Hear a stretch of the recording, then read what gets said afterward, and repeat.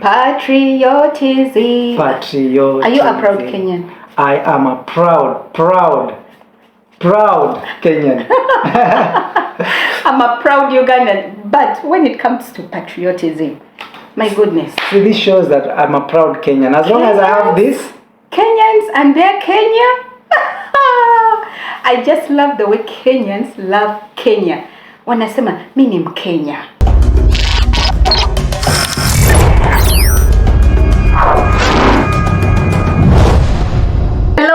Hello, amazing people. Hello, guys. Welcome back to Nyaga's DXB channel. We are always very thrilled to have you here. Yes, this is a channel that brings you travel content and lifestyle content. Yes, guys. In case you're here for the first time, my name is Doris. And my name is Moses.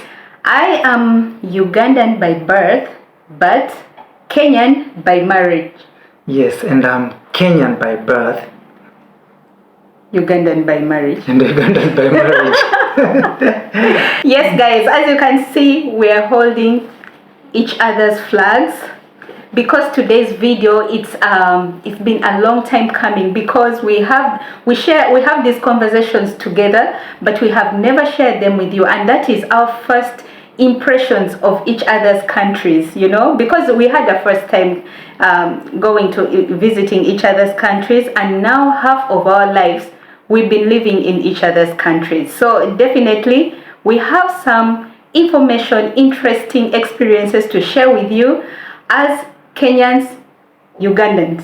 Yes, exactly. And so we have very interesting culture shock facts. Yes, definitely. So I'm going to be talking about my experiences in Kenya. Yes, and I'm going to give you culture shocks. For me, it's culture shocks, it's not experiences in Uganda. Yes, guys. So let's dig into the video. Stay with us.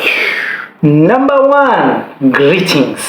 Yes, of course, when you go to a new country, you're met by people, they greet you, they welcome you. So my impression in Kenya, it was a very warm welcome. And you know, actually Kenyans are known for being very hospitable people. Generally, guys, I'm not just, praising Kenyans, but it's a fact. That's why even tourists keep coming to Kenya. Karibu, you know, there's that Karibu Kenya. You see it in the airport, everywhere. Karibu, welcome to Kenya. You just feel you're in Kenya once you go there. And you know, those warm, big hugs, and the greetings are just fantastic. And then, but I found actually Kenyan greetings much easier.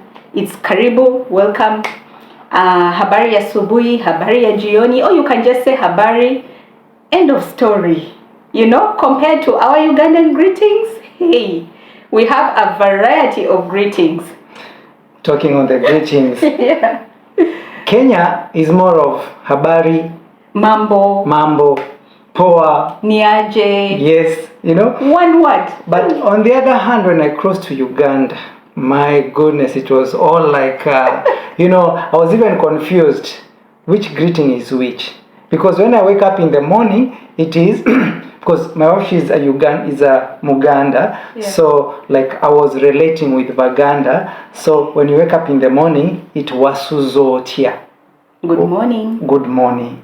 And then in the evening, it is Wasivyotia. So I was like, it's like every time there is always a greeting. So I was wondering which is which. Sometimes, Jebaleko. And then there is also Jebaleko. Jebaleko, it was, yeah. Oh my God.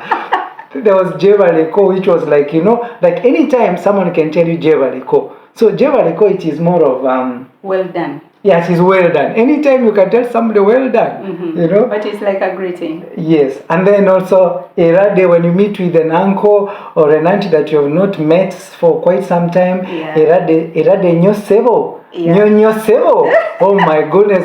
Sometimes I would run out of. Okay, so I learned is most of the time I used to say bulunji, because I know it's good. Bulunji. There's also ogambachi. Oh my goodness. Or you can say chi. Yeah. Chi is high. So I should say Ugandans are blessed with greetings. Yeah. Okay. Actually, when you're learning these greetings, you need to be careful because sometimes it can be offensive. You can tell an elder person chi, they'll be offended. You need to know the age Because group. chi is like hi, right? Hi. Yeah. You can't tell your elder hi. No, Yeah. you have to know which greetings is appropriate to the person you're greeting. And also another thing about greetings, guys. When I went to Kenya, especially, of course, my in-laws, my sweet in-laws, mom and dad. Yes. So now these are elders, and then I was like, how do I greet them? Because in Uganda, when you're greeting elders from your parents, whoever is older than you, you kneel down. We kneel down in my culture. So now in Kenya, I could see young people, kids are greeting adults on their feet. And I was like very disturbed. How can a kid greet an adult with just a handshake and they're just standing? So for me, it was difficult, and really, I had to get on my knees because I am a Muganda lady and I had to stick to my culture. I need to give elders the respect that is due. So even till now, I kneel down for my in-laws, for my elders, because really, I felt that the Kenyan greetings are so westernized. You just greet, handshake, class, finished. No, nothing, and they won't hold you to it actually, which I found interesting. Mm-hmm. Okay, next we shall speak about the transportation.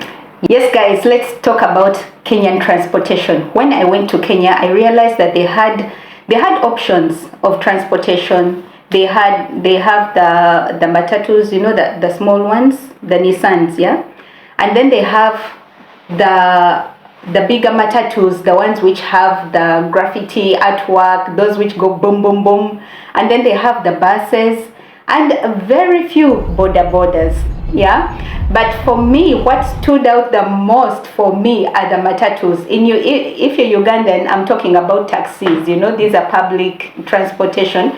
It's like the mini buses, yeah. We call them matatu culture. Matatu culture. Oh, yeah. The matatu culture, guys. I've never seen anything like this. First of all, the artwork, instead of now looking at, okay, which matatu will take me, you're like looking at which one has the best artwork. My goodness, you're like, what is this? The lights inside, They even, some have TV screens. I mean, they're so engaging that when you're traveling in a matatu, you may even miss your stop because they are so loud that the conductor may not even hear you. When you're saying, okay, I'm stopping there. In fact, unlike in Uganda where you sit and then you tell the conductor, okay, I'm getting out ahead there, and then the matatu will stop and then you start walking, you start coming out of the matatu. It's not the same case. In Kenya, as soon as you're about to reach your stop, you start moving ahead to the door because everything is so fast. The matatus are so fast. The conductors are banging the matatu all the time.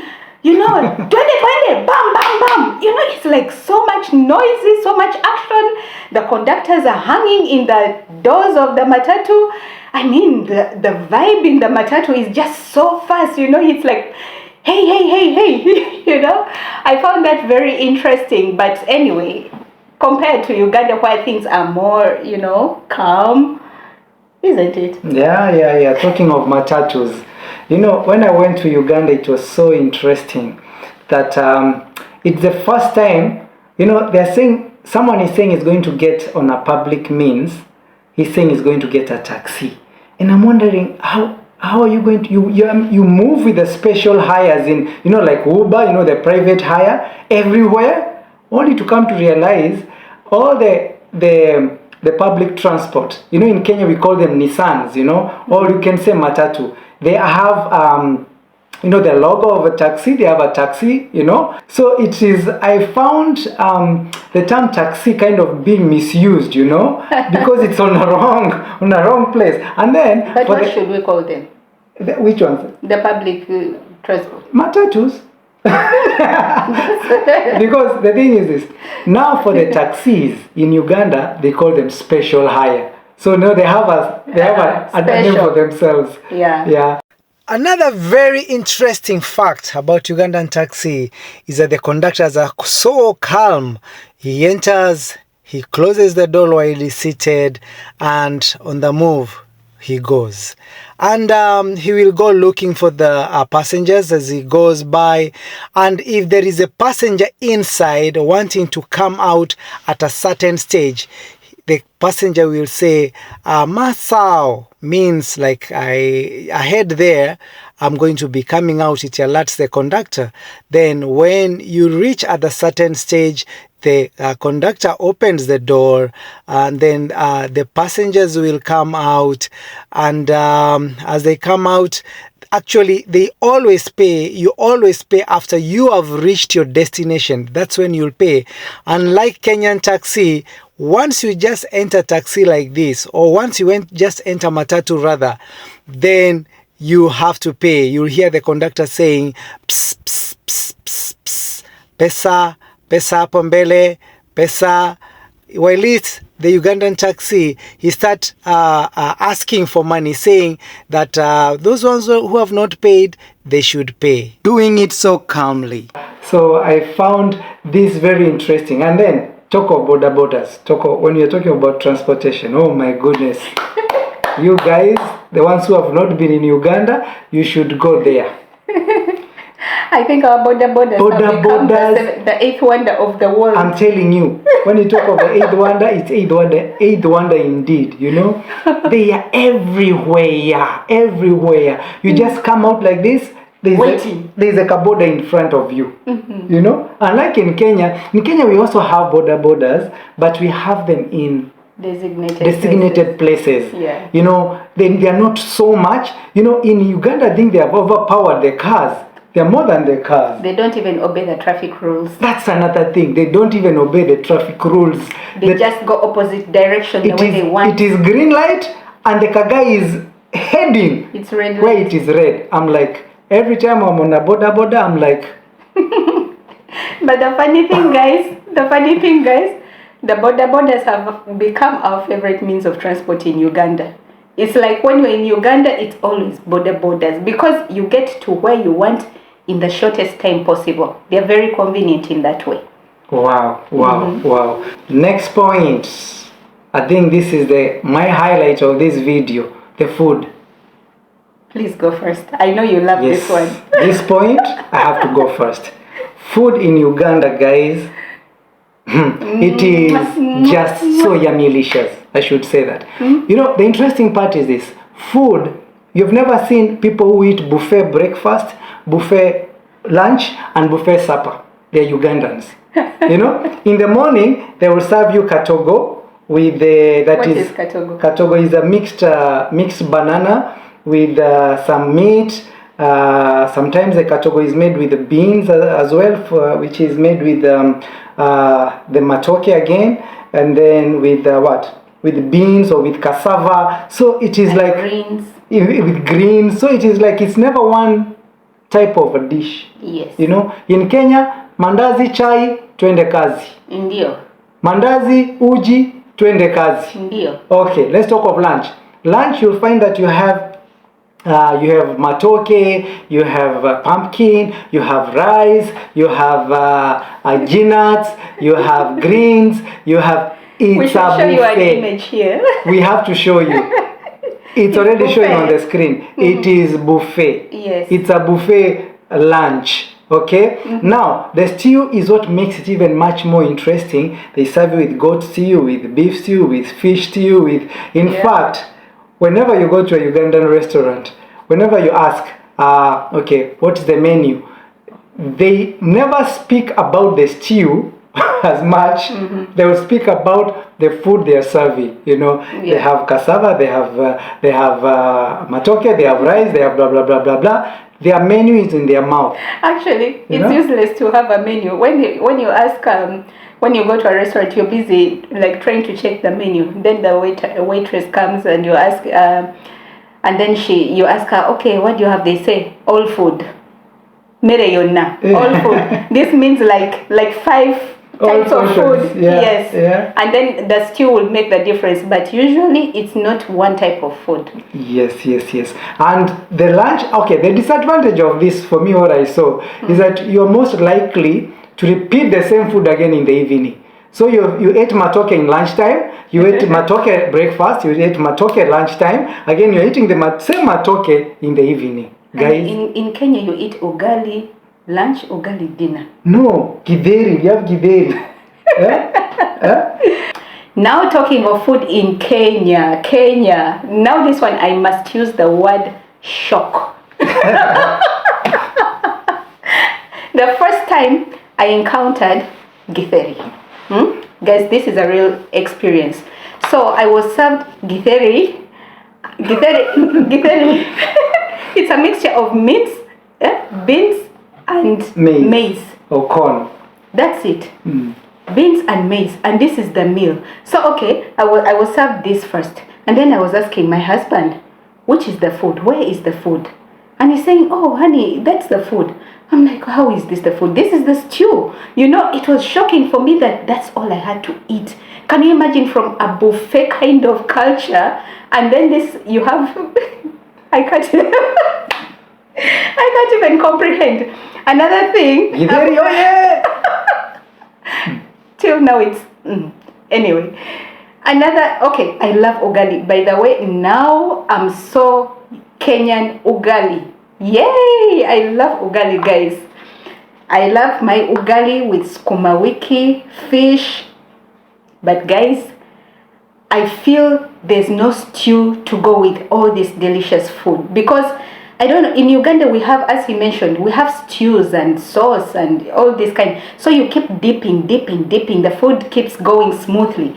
But in Kenya, you're looking, the sukuma wiki is dry, the fish is fried fish, dry, and you have this mountain of ugali. So how would you even, swallow it? You have to take water and it's delicious, don't get me wrong, but it's like the food in Kenya is a bit dry. It's like you miss that stew, that dip, that something to go with it. It's always missing. But I understand that's how the food is. And also mukimo, again, a mixture of food, and that's it. So I feel the food in Kenya is very limited compared to the buffet in Uganda. That's my impression. Well, what to say? Even nyama choma, chips, there's no stew, no gravy. It's just, you just have to drink more water actually. I think the reason why we do that is because you want to make the food more tasty. So like when you cook the sukuma wiki, you want to make it more tasty. If you add more soup, it will dilute the taste of the curry, Yeah. So like we make it nice and tasty. Yes, quality. Muchomo is the same thing. We don't want to put soup. We want to feel the meat, The original the original taste. No diluting. Yeah, not diluting. Anyway. Yeah. But it's enjoyable food. It's just that, if you're used to this kind of dips, it can be a bit tricky. All right. Yeah. Okay, the next weather. Yes, the weather. The weather, honestly, they say when winter is in Europe, but for me, winter is just next door in Kenya. It's just in Kenya. When I go to Kenya, I feel I'm in winter. I just can't. You won't believe when I'm during the day, I wear tights, like thick tights. I can't even leave my legs exposed, or trousers, something to cover my legs, and I should be in a long-sleeved top with a jacket. Kenya is cold, guys. Kenya is cold. Talking of weather, in Uganda, when you just cross on the other side of the border, my goodness, it is warm. You will leave Kenya with jackets, like Doris has said, especially during the months of June. Yes, July. August. It's so tricky. Yeah. That time here in Dubai, it is very hot. So sometimes you live here sweating with the, no jackets. You have forgotten about jackets. And then when you just arrive in Jomo Kenyatta International Airport, it is so cold. You just feel, when you get out of the plane, you just feel, oh my God. Yeah. Like, okay. So when you arrive in Kampala, you'll find that you just keep your jacket away. The place is warm. Actually, that's one of the things that I love Kampala for. It's the weather. It is really, I find it quite friendly. It's not that so much chill. Nairobi sometimes you can get that so much chili catching, cold. Actually, we never use our jackets in Uganda. Yeah, we don't. We don't. Yeah. Yes, guys, that's for the weather. And next, let's talk about the buildings. Mm-hmm. The buildings. What you see when you go to Kenya, what you see when you go to Uganda. Okay, when I went in Kenya, I realized that the buildings looked, in most cases, the same. Especially residential buildings, because I realized that we use different, they use blocks of stone in Kenya, and in Uganda we use bricks. But because it was something new to me, because when they build with this stone, they just do a little finishing on the outside, but they don't like plaster, they don't cover the stone. So you see the stone is still exposed. So all they do, the finishing touches, especially on the outside, will be on like the window sills, the doors, and that's it. But the rest of it will be stone. So you'll find that you'll see stone after stone after stone after stone. Like all buildings are stones, Unlike in Uganda, where, what do you see? In Uganda, it was so interesting, because just like Doris has said, in Kenya, we used to build with stones. Now immediately you just cross Busia when you're using the bus. Immediately, all houses, they are made with bricks. Burnt. Some of them they burn the red soil, they burn it, and they make it hard, and they make bricks out of them, and then they build a house out of them, and they're good to go. And now when you approach some of the places, I think probably because of so much of the swamp areas, so they're able to get the clay. The clay is much more accessible. And the most part that I like about this, it is the blocks, the bricks for the clay. Clay bricks. They are very nice. You can see they are solid, very nice and hard, Even when you throw it down, it cannot break. That's how much strong it is. And that is how they build houses in Uganda. And mind you, they are strong such that they build high-storied buildings. Some of those storied buildings in Kampala, they are built with bricks, But they choose, they're those ones which are good, like the ones I've said for the clay. So that is another very interesting fact, Yes. Yeah. And now let us talk about patriotism. Patriotism. Are you a proud Kenyan? I am a proud Kenyan. Daima mimi Mkenya, mwananchi mzalendo. I'm a proud Ugandan, but when it comes to patriotism, my goodness. So this shows that I'm a proud Kenyan. As long as I have this. Kenyans and their Kenya. I just love the way Kenyans love Kenya.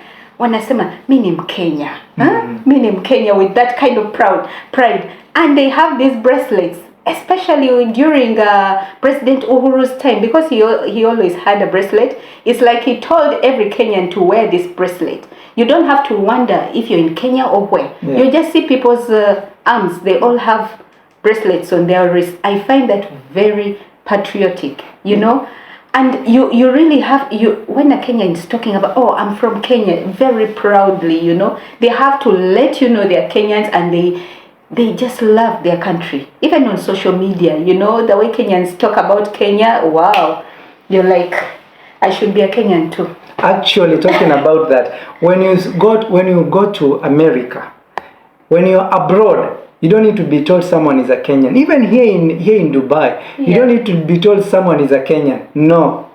You just look the bracelet, oh, that is my fellow countrymen. That's how much Kenya we have kept the patriotism going, alive, and that makes us proud, And in Uganda, we are proud too, right, guys? Right? Ugandans are proud. Uganda, my beautiful land. Oh, we have the liberty, freedom, opportunity. Uganda is just like one community. But I find that Ugandans, they are more of cultural. They like the Bagandas. They love their Baganda culture. They have Banyankores. They laugh about Banyankore. They have Chigas. They're all proud of their, their originality.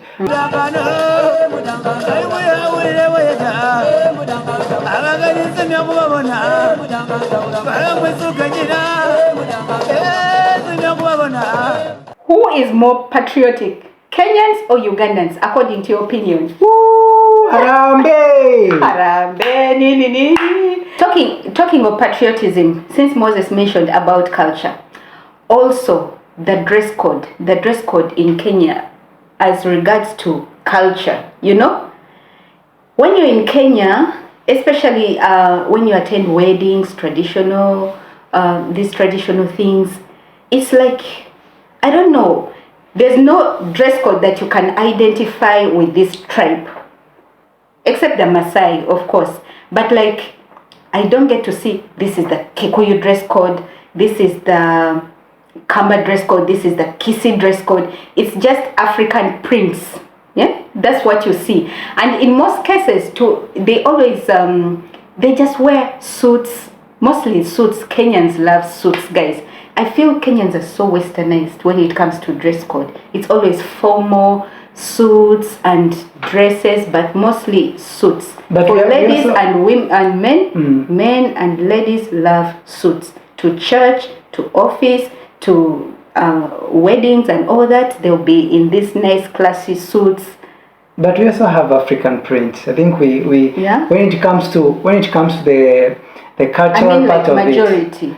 Yeah, the majority part of it. But you'll also find I think it's usually suits and African print. Yes. And because I can say we don't have that, just like Doris has said, like in Uganda, Wagandas put on kanzus and the women put on gomeses, but in Kenya we have more of either suits or African prints. Not necessarily African print is, it's an African print. You can even put kente, the one for Ghana, or African print, or the ones which has animals, or the what is it? Kitenge. Kitenge, so Kenya. But in Uganda, but in Kenya you won't have a traditional dress for Kikuyu, Kamba, and you won't tell. In Uganda you'll know who is a Muganda, who is a Mnyankole, who is just from their traditional wear. So I believe Ugandans have stuck to that kind of tradition. So